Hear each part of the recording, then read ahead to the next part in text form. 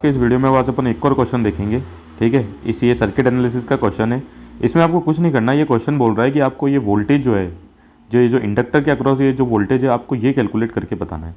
देखो, आप अगर इस क्वेश्चन को, अगर इस सर्किट क्वेश्चन को नहीं, अगर इस सर्किट को ध्यान से देखोगे ना, तो इसमें करंट सोर्स दे रखे हैं। देखो, ये भी करंट सोर्स है, आप सिंबल जानते होंगे, और ये भी देखो करंट सोर्स है, और तीसरा ये करंट दे रखा है आई, और इसका डायरेक्शन भी दे रखा है। और अपन को देखो इस इंडक्टर के अक्रॉस वोल्टेज VT निकालना है। ठीक है, ये जो टर्मिनल है, ये अपने कोई काम में नहीं आएंगे। हालांकि मैं इसके बारे में आपको बता दूंगा। ये जो पोलैरिटी मार्क की, ये अपने काम में आनी नहीं वाली है इतनी, लेकिन मैं आपको बता दूंगा कि ये कैसे मार्क की जाती है। ठीक है, तो वो सब छोड़ो, आप देखो ये वोल्टेज निकालना है, और ये वोल्टेज किसके अक्रॉस निकालना है? अपने इंडक्टर के अक्रॉस निकालना है।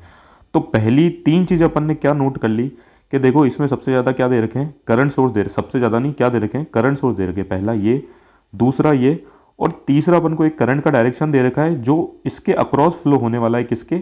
इस 4 हेनरी के इंडक्टर के अक्रॉस फ्लो होने वाला है। ठीक है, और इसके अक्रॉस ही अपन को वोल्टेज VT कैलकुलेट करके बताना है। तो देखो, सबसे पहले अपन शुरू करते हैं कि वोल्टेज अक्रॉस इंडक्टर क्या होता है। तो मैंने देखो ये डायग्राम बनाया है। वोल्टेज अक्रॉस इंडक्टर होता है V = L di/dt। देखो फॉर्मूला बोला है मैंने di/dt। तो देखो L की वैल्यू, इंडक्टेंस की वैल्यू यहाँ पे दी हुई है 4 हेनरी, कोई दिक्कत नहीं है। और इसके अक्रॉस करंट कितना होगा, क्योंकि फॉर्मूले में अपन को I भी निकालना है। तो देखो करंट ये होगा I। ये करंट देखो इस डायरेक्शन में फ्लो कर रहा है। क्या इसके पास और कोई रास्ता है? नहीं है। तो यही करंट क्या है, इस इंडक्टर के अक्रॉस फ्लो करेगा। ठीक है, देखो यह फ्लो होता होता यहाँ तक आ गया है। ठीक है, तो मैंने देखो यहाँ पे लिखा है voltage across inductor L di/dt होता है फॉर्मूला। और अपने इस केस में वोल्टेज अक्रॉस इंडक्टर क्या है? VT। तो देखो मैंने सिंपल से यहाँ पे लिख दिया VT, और फॉर्मूला क्या बन गया? L di/dt। करंट कितना है? Capital I। ठीक है, और L की वैल्यू अपने पास क्या हो गई? 4। तो मैंने देखो रिप्लेस कर दिया L को 4 से, और जो स्मॉल I था, जो स्मॉल I था फॉर्मूले का, तो अपन को पता है अपने सर्किट में करंट कितना है? कैपिटल I फ्लो कर रहा है। तो देखो अपने पास ये निकल के आ गया कि वोल्टेज अक्रॉस इंडक्टर क्या होगा। अब वोल्टेज अक्रॉस इंडक्टर निकालने के लिए अपने पास सिर्फ एक चीज़ चाहिए। ठीक है, ये कैपिटल I की वैल्यू अगर मैं कैलकुलेट करके दिखा दूँ तो मेरा वोल्टेज अक्रॉस इंडक्टर निकल के आ जाएगा। तो देखो ये भी बहुत सिंपल सा है, हालांकि सिंपल सा है, लेकिन देखो मैंने आपको एक बात बोली थी ना कि ये पोलैरिटी के बारे में मैं आपको बता दूँ कि कैसे मार्क करी। ठीक है, हालांकि अपने इस क्वेश्चन में काम में नहीं आएगी, लेकिन आप जानकारी के लिए देख लो कि देखो करंट ऐसे फ्लो कर रहा है। ठीक है, ऐसे फ्लो होकर जा रहा है। तो याद रखना, करंट हमेशा हाई पोटेंशियल से लो पोटेंशियल फ्लो होता है। तो हाई पोटेंशियल मतलब पॉजिटिव टर्मिनल, लो पोटेंशियल मतलब नेगेटिव टर्मिनल। तो देखो अगर ऐसे फ्लो हो रहा है तो हाई से लो की तरफ फ्लो हो रहा है, इसलिए ये वाला टर्मिनल पॉजिटिव बना दिया इसने, और ये वाला टर्मिनल नेगेटिव। ठीक है, आप इतनी सी बात समझ गए होंगे मेरी मैं क्या कहना चाहता हूँ। तो देखो अपना मुद्दा ये था, अपनी बात ये थी कि वोल्टेज अक्रॉस इंडक्टर की अपने पास इक्वेशन आ गई है। इसमें अगर अपन इस I की वैल्यू कैसे भी कैलकुलेट कर दे तो अपना वोल्टेज अक्रॉस इंडक्टर निकल के आ जाएगा। ठीक है, तो देखो ये सर्किट मैंने वापस से ड्रॉ किया। देखो इस करंट के बारे में मैंने आपको बता दिया था कि ये फ्लो होते हुए ऐसा आएगा, क्योंकि इसके पास और रास्ता नहीं है, इसके अंदर से ही फ्लो हो रहा है, इतनी बात कर ली थी। और देखो ये यहाँ तक आ रहा है, इसको मैंने नाम दे दिया नोड 1।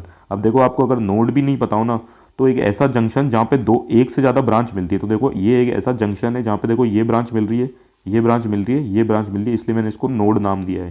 ठीक है, इसलिए सॉरी मैंने नहीं दिया है, इसको नोड कहते हैं, सॉरी। ठीक है, अब देखो ये करंट यहाँ पे आ रहा है। दूसरा देखो ये भी एक करंट सोर्स है, इसके अंदर से करंट निकल रहा है e⁻3t। तो देखो ये e⁻3t के पास भी और कोई रास्ता नहीं है, यहाँ से फ्लो होता हुआ आ रहा है और यहाँ तक इस नोड में आ रहा है। ठीक है ना, ठीक है, इस जंक्शन में या इस नोड तक आ रहा है। ठीक है, और देखो ये जो e⁻4t ये भी करंट सोर्स है, ये करंट देखो इस तरीके से फ्लो हो रहा है। देखो इसका डायरेक्शन ये है।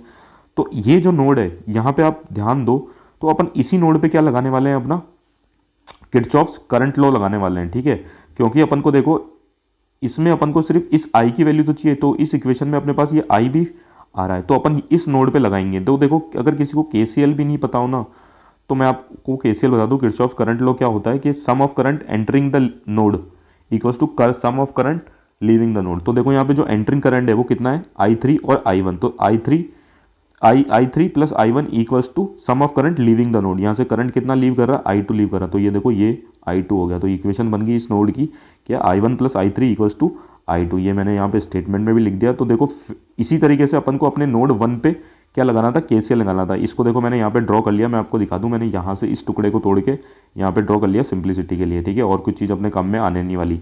तो अपन ने देखा कि sum of current entering the node, तो एंटर कितना कौन कौन कर रहा है? e⁻3t और I कर रहा है। तो sum of current entering the node ये हो गया e⁻3t प्लस I, और sum of current leaving the node, तो जो करंट लीव कर रहा है वो सिर्फ कितना है? e⁻4t। तो देखो ये इक्वेशन निकल के आ गई।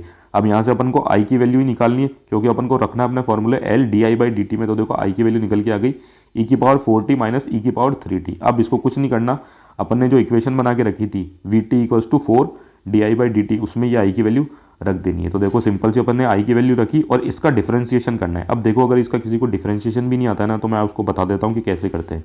तो देखो सबसे पहले डिफरेंशिएशन इसका भी होगा और इसका भी होगा, और ये देखो मैंने डिफरेंशिएशन बिल्कुल ऐसे लिख दिया, ई की पावर d/dt ऑफ ई की power 4t minus d/dt of E की पावर 3t। अब देखो यार यहाँ पे देखो ई की पावर टी का जब डिफरेंशिएशन करते हैं विद रिस्पेक्ट टू टी, तो देखो वो डिफरेंशिएशन आता है अपना ई की पावर टी ही। अब ये देखो आता कैसे, उस बात पे अपन को गौर करना है। देखो डी ई की पावर टी का जब डिफरेंशिएशन करेंगे विद रिस्पेक्ट टू टी, तो ई की पावर टी का डिफरेंशिएशन सबसे पहले करेंगे। तो देखो ई की पावर टी का डिफरेंशिएशन हमेशा ई की पावर टी होगा, लेकिन उसके बाद इस एक्सपोनेंट टी का भी डिफरेंशिएशन करना पड़ता है। तो देखो इस टी का भी डिफरेंशिएशन किया है, और इस टी का differentiation with respect to T कितना होता है, 1 होता है। इसलिए जो फाइनल आंसर आता है डिफरेंशिएशन ऑफ ई की power T with respect to T, वो आ जाता है ई की पावर टी। ये देखो मैंने यहाँ पे लिख दिया। इस बात को मेरी आप समझ गए होंगे, नहीं तो आप यहाँ पे समझोगे। देखो ई की पावर 4t का डिफरेंशिएशन करना है, ठीक है। तो देखो ई की पावर 4t का सबसे पहले डिफरेंशिएशन ई की पावर 4t ही हो जाएगा, ठीक है। उसके बाद 4t जो ये एक्सपोनेंट है इसका भी डिफरेंशिएशन करना है।